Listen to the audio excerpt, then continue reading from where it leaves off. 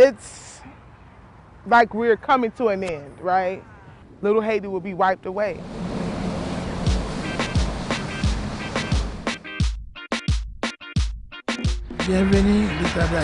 Welcome to Little Haiti. Little Haiti, formerly known as Lemon City, is 75% black, and the majority of residents are of Haitian descent. Jim Crow laws and racist housing practices like redlining prohibited black Miami residents from living near the beach.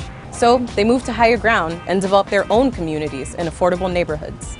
But now, these historically black neighborhoods are facing the threat of gentrification by way of climate change. Valencia Gunder is an organizer in Little Haiti. With this area that we're in right now, how have you seen it change over the last couple of years? Well, a lot of development has happened, good and bad, right? You don't want a community where you don't have stores or an economic base.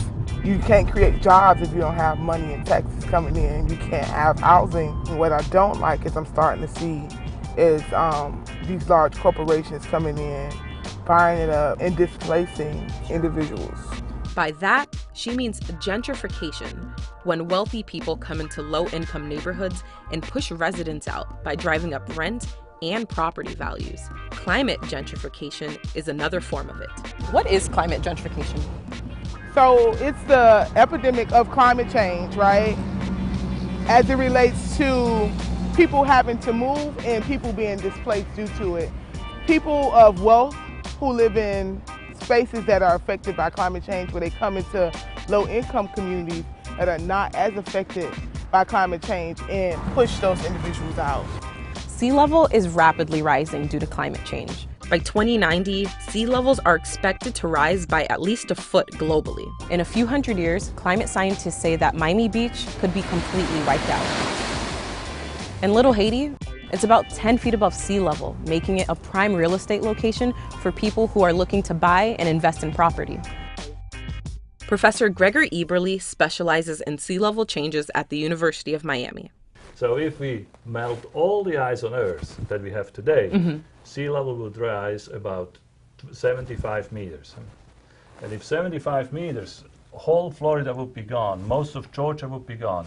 Actually, the Tennessee, Mississippi, a large portions will be flooded. All the Appalachians would stick out of the water, but we would have a beautiful inland sea on this side.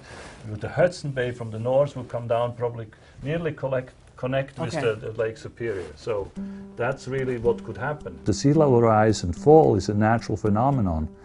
The only difference today is that with the heating of the atmosphere that we produce, it goes faster than it used to be. So that means in 6 years, you're about an inch higher on sea level. 60 years, 10 inches, or in 70 years, a foot higher. So it is pretty fast. According to a Zillow study, Little Haiti is gentrifying faster than any other neighborhood in South Florida.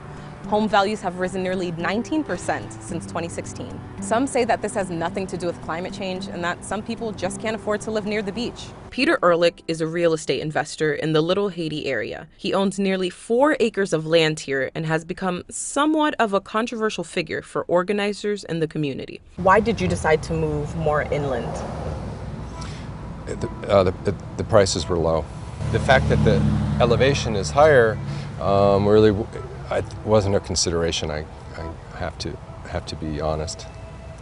Is elevation a consideration for you now? Yes, since since the 90s, we're all much more cognizant of sea level rise. With all of the new developments that are coming forward, do you think that there is a place for the residents of Little Haiti to feel as if they still have a place here?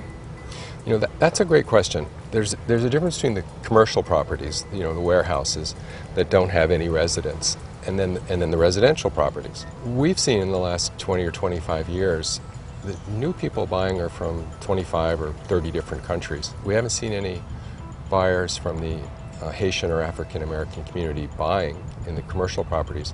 We also haven't seen them buying the residential properties either. It's probably not by choice.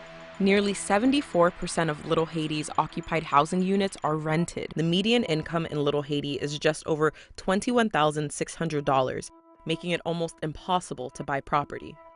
As someone who's investing in this community, there are some people who might view you as a bad guy and you as a part of the larger problem. What is your response to those people? Since we've been here in 1998, we try to look after not only our own properties, but our neighbors also. You know, crime's almost disappeared here in the last 12 years since we actively took steps to reduce and eliminate crime.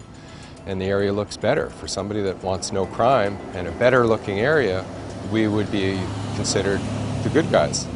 But for somebody that wants to keep rent very, very low and below market, we would be considered the bad guys.